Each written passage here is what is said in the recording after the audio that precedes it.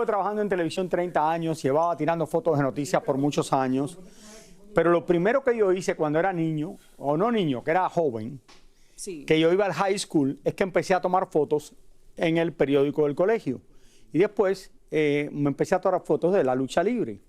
Cuando empecé a tomar fotos de la lucha libre, las empecé a mandar a las revistas y comencé de fotógrafo de lucha libre para una revista japonesa. Iba por todos los Estados Unidos y el Caribe tirando fotos de lucha libre. Y conocía a una leyenda que murió hoy que se llama Hulk Hogan.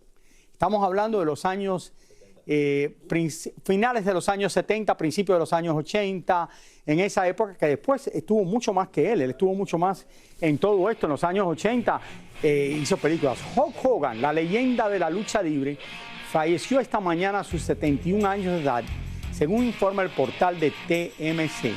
Los paramédicos asistieron a su domicilio en Clearwater, en la Florida, para asistir ante un aparente paro cardíaco. Ay, Dios. Hace tan solo unas semanas atrás su esposa había desmentido rumores de que el luchador se encontraba en coma y había dicho que estaba recuperándose de algunas cirugías. Hulk Hogan comenzó como luchador profesional a finales de los años 70 y se convirtió en uno de los íconos de la lucha americana.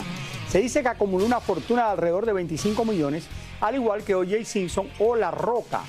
Apareció en varias películas de Hollywood y en los últimos tiempos sobresalió por su mediático apoyo al presidente Donald Trump. Así es, Raúl. Y bueno, 2 veces Hall of Fame en su área y campeón. Decían que él estaba muy enfermo, que había tenido varias cirugías, que estaba enfermo, que estaba recuperándose en su casa. Le pasó esto del ataque al corazón. Tú sabes que en la casa esa de Clearwater, donde él vivía, fue una casa que yo visité en varias ocasiones. Tengo una foto aquí con Hulk Hogan en su casa, en el parqueo de su casa hace unos años atrás. Muchos años atrás, cuando yo iba a visitarlo a su casa para tirarle fotos para la revista japonesa. ¿Cómo era él? ¿Su personalidad? No, yo lo tiraba fotos, estaba hablando con él. No era como otros luchadores, Abdullah the Butcher y eso, que tenía mejor relación, Terry Funk, Dory Funk y todo esto, pero lo conocí en varias ocasiones y lo fotografié muchísimas veces a él. Me dio nostalgia porque en República Dominicana él, mis hermanos, mi familia, y bueno, todo el mundo lo conocía. Hizo un montón de películas de Hollywood, incluyendo, estuvo en la 3ª película de Rocky. Así es.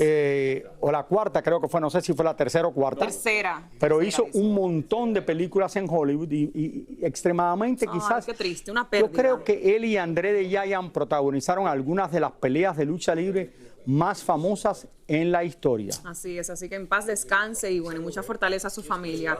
Una pérdida para el mundo, definitivamente. Bueno, vamos a dar la bienvenida, vamos a sentarnos aquí y dar la bienvenida a Roberto.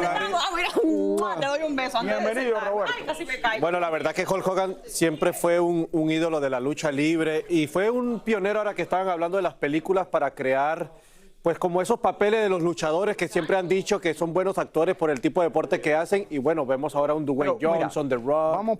Vamos, Roberto, a hablar de esto. La lucha libre es de toda la vida. En México, uno de los deportes más populares. La Arena México, que todos los sábados tiene lucha libre y también otros días. Los luchadores mexicanos que le han dado la vuelta al mundo, y el lugar donde los luchadores les gusta más ir es a Japón. Y ahí va mucho Hulk Hogan porque era donde mejor le pagaban.